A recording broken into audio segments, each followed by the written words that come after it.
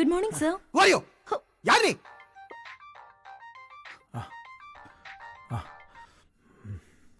Hello dot. Gautham, நான் daddy பேசுறப்பா. சொல்லுங்க daddy. நீ ஹனிமூன் போனப்போ உனக்கு ஒரு செக்ரட்டரி நியமிச்சேன்ப்பா.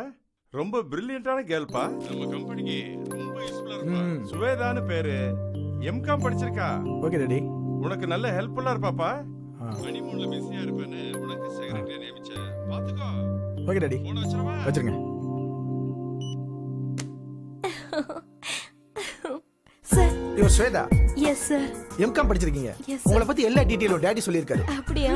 சொல்லுங்க.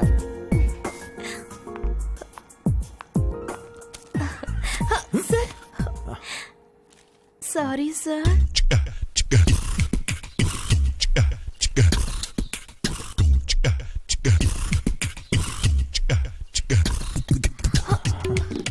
Sorry sir. ரொம்ப sorry sir. Okay, all right. Sir, இதுல ஒண்ணு, அப்புறம் இதுல ஒரு கையெழுத்து போடுங்க.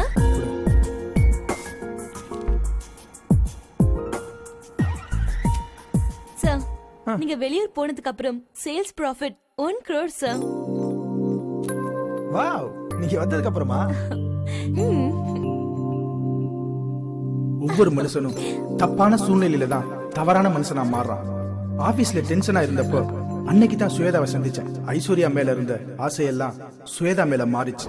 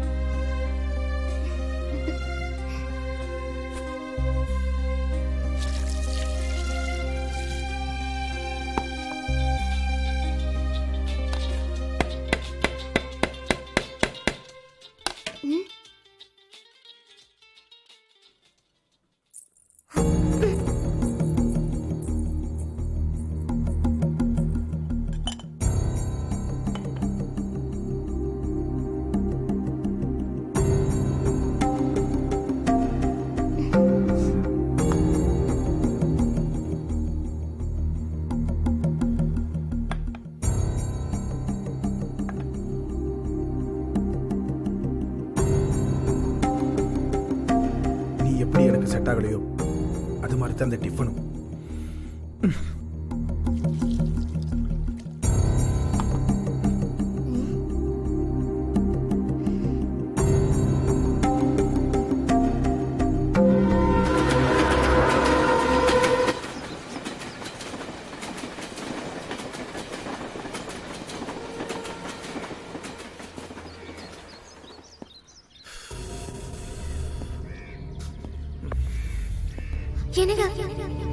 இப்பவே இதெல்லாம் பண்ணணுமா? இல்ல, இப்பவே குழந்தை பெத்துக்கிட்டேன்னா என் அழகெல்லாம் போயிடும். அதுவும் இல்லாம நான் ஃபேட்டா வேற ஆயிடுவேன். ஏன்னா என் ஃப்ரெண்ட்ஸுங்க எல்லாம் அப்படிதான் ஆயிட்டாங்க. அதனால இந்த விஷயத்தை கொஞ்சம் தள்ளி போடலாமா? ஐஸ்வர்யாவை இதுக்கு மேலேயும் கன்வின்ஸ் பண்ண முடியாம தவிச்சுக்கிட்டு இருந்தேன். அவ சொன்ன வார்த்தைகள் எல்லாம் மறக்க முடியாம மீண்டும் மீண்டும் என் ஞாபகத்துக்கு வந்துச்சு. நான் தான் சொல்றேன்ல, கொஞ்சம் புரிஞ்சுக்கோங்க. என்ன எவ்வளவு நேரமா எம்டி வரல? மீட்டிங் வர டைம் ஆயிடுச்சு.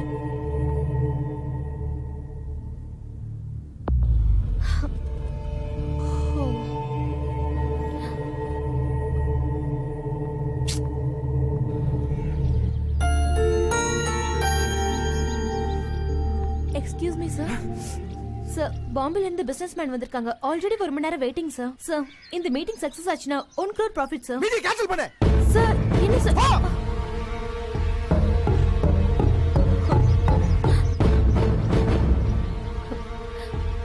இந்த மீட்டிங்கை நீங்க தான் ஏற்பாடு பண்ணீங்க. இப்போ நீங்களே கேன்சல் பண்ண சொல்றீங்க. என்ன சார் ப்ராப்ளம்? சார், உங்க பர்சனலா இருந்தா கேட்டதுக்கு மன்னிச்சிருங்க.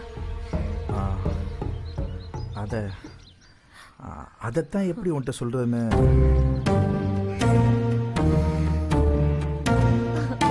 நீங்க நல்ல ஜாலியான கேரக்டர்னு கேள்விப்பட்டேன். ஆனா உங்களை பார்த்தா அப்படி தெரியலையே சார். குழந்தை பெத்தா அழகு குறைஞ்சிருமா? என்ன சார் சொல்றீங்க? உங்ககிட்ட சொல்றதுக்கு என்ன இருக்கு? குழந்தை பெத்தா அழகு போயிடும்னு என் மனைவி சொல்றா. சார், அது அவங்கவுங்க மனநிலையை பொறுத்தது. இது பெரிய பிரச்சனையே இல்ல சார். ஒரு நல்ல சைக்காட்ரிக் டாக்டரை பாருங்க, உங்க ப்ராப்ளம் சால்வ் ஆயிடும். ஒரு பொண்ணோட மனசு இன்னொரு பொண்ணுக்கு தான் தெரியும்னு சொல்லுவாங்க.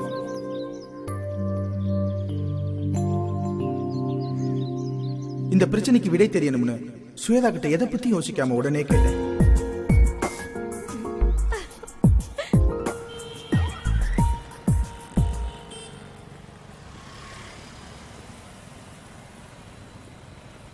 சரியா, போய் உட்காரு.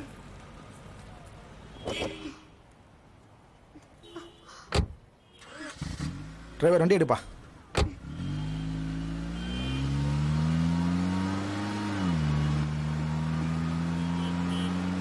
வா கௌதம், எப்படி இருக்க? அம்மா அப்பாலாம் எப்படி இருக்காங்க? சாரி கௌதம், உன் கல்யாணத்துக்கு வர முடியல. ஒரு ஆப்ரேஷன் விஷயமா அமெரிக்கா போயிருந்தேன். அப்புறம் சொல்லு. அது வந்து டாக்டர், என் ஒய்ஃபை நைட் அப்ரோச் பண்ணும்போது ஏதேதோ காரணம் சொல்லி தட்டி கழிக்கிறா. அதுவும் இல்லாமல் அழகு குறைஞ்சிடும், ஃபேட் ஆயிடுவேன்னு ஃபீல் பண்ணுறா. டாக்டர், எங்களுக்குள்ள அது அது நடக்கவே இல்லை டாக்டர். உன் ஒய்ஃப் வந்திருக்காளா? அவள்கிட்ட நான் ஒரு 5 நிமிஷம் தனியாக பேசுகிறேன், அவளை வர சொல்லு. இல்லை டாக்டர், நான் எவ்வளோ எடுத்து சொல்லிட்டேன், அவள் கேட்க மாட்டேங்கிறா. நீங்கள் கொஞ்சம் எடுத்து சொன்னீங்கன்னா எங்கள் குடும்ப வாழ்க்கை சந்தோஷமாக இருக்கும். Gautam, no problem Gautam. உன் ஒய்ஃபை வர சொல்லு, நான் பேசி பார்க்குறேன். ஹலோ ஐஸ்வர்யா, எப்படி இருக்க? நல்லா இருக்கேன். உட்காரு. நான் யார் தெரியுதா? கௌதமோட ஃபேமிலி டாக்டர். என்ன ப்ராப்ளம் உனக்கு? எதுவாக இருந்தாலும் தயங்காமல் என்கிட்ட சொல்லு, நான் கிளியர் பண்ணுறேன். என்ன ஐஸ்வர்யா, ஏன் ஃபீல் பண்ணுற?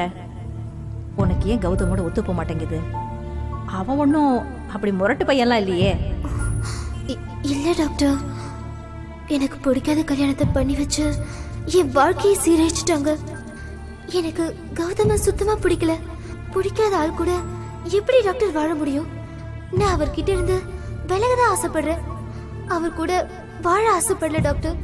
அவருக்கு அவர் வாழ்க்கை முக்கியம், எனக்கு ஏன் வாழ்க்கை முக்கியம். இங்க 2 பேருக்கும் நடுவுல இருக்கிறது இந்த தாலி மட்டும்தான். இந்த தாலி விலகணும் தான் நான் ஆசைப்படுறேன் டாக்டர். வாட் நான்சென்ஸ், என்ன பேசுற? இடியட் மாதிரி பேசுற. ஒரு பொண்ணுக்கு கழுத்துல தாலி ஏறிச்சுன்னா அது ஒரு தடவை தான். நீ புரிஞ்சுதான் பேசுறியா இல்ல புரியாம பேசுறியா? இல்ல டாக்டர், நான் முடிவு எடுத்ததுதான். இவர் விட்டு எப்ப விலகுறேனோ அதுதான் என் வாழ்க்கையில எடுத்த சந்தோஷமான முடிவு. சோ இதான் உன்னோட ப்ராப்ளம் இல்லையா?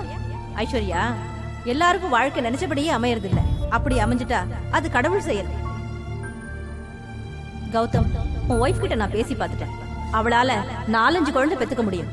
பட் அவளுக்கு ஃபர்ஸ்ட் ஃபீலிங் உன்கிட்ட அவ ஷைனஸா ஃபீல் பண்றா. அவளை நீ பக்குவமா ஹேண்டில் பண்ணினா போக போக சரியாயிடுவா. So nothing to worry, feel பண்ணாத கௌதம். எல்லா பெண்களுக்கும் வர்ற அந்த ஃபர்ஸ்ட் நைட் தயக்கம் தான். சின்ன பொண்ணு இல்லையா, போக போக நீ தான் அவளுக்கு எல்லாம் பக்குவமா எடுத்து சொல்லணும் கௌதம். ஓகேவா? Okay doctor. டாக்டர் என்ன சொன்னாங்க? ஒன்னு சொல்லல.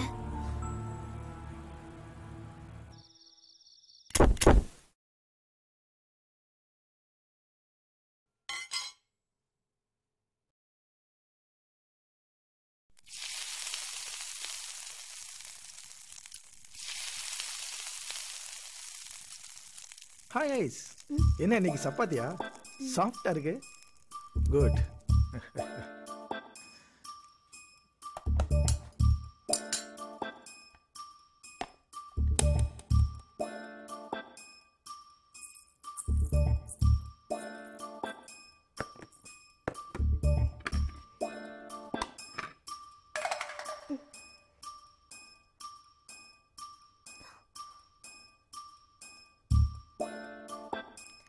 ஏய், நான் ஆபீஸ்ல இருந்து எதுக்கு சீக்கிரம் வந்துக்கேன் தெரியுமா?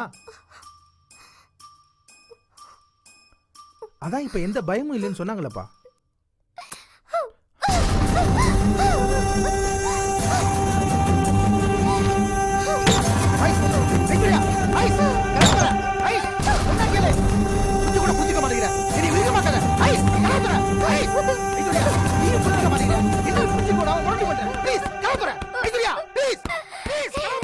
முடியாது.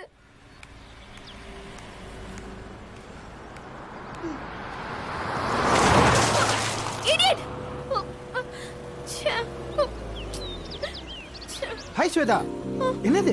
ஒரு கார்கார சேர் அடிச்சு போயிட்டான். சரி வாங்க, உங்க வீடு எங்க இருக்கு? எனக்கு வீடு கிடையாது, எனக்கு ஹாஸ்டல். ஹாஸ்டலா? ஆமா. நீங்க ஆபீஸ் வேற போகணும்ல? ஆமா. சரி வாங்க, நம்ம கம்பெனி கெஸ்ட் ஹவுஸ் இருக்கு, அங்க போய் ட்ரெஸ் சேஞ்ச் பண்ணிட்டு ஆபீஸ் போலாம். சரி.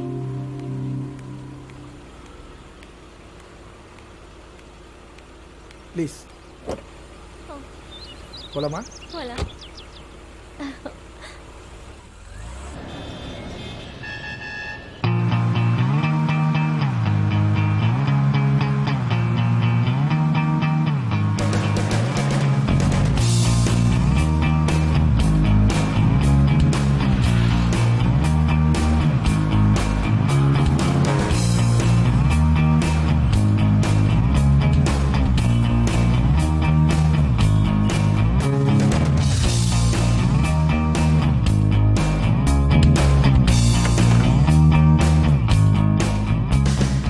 ஐஸ்வர்யா என்னோட பாதையை எனக்கே தெரியாம கொஞ்சம் கொஞ்சமா மாற வழிவகுத்தா. நான் என்ன பண்ணுவேன்? ஸ்வேதாக்கு ஹெல்ப் பண்ண போய் அந்த ஹெல்ப் எனக்கே வடிகால் அமைஞ்சிருச்சு. நானும் மனுஷன் தானே. சாரி ஸ்வேதா, என் உணர்ச்சி அடக்க முடியாம அதை உங்கள்கிட்ட காட்டிட்டேன். என்னை மன்னிச்சிடு ப்ளீஸ்.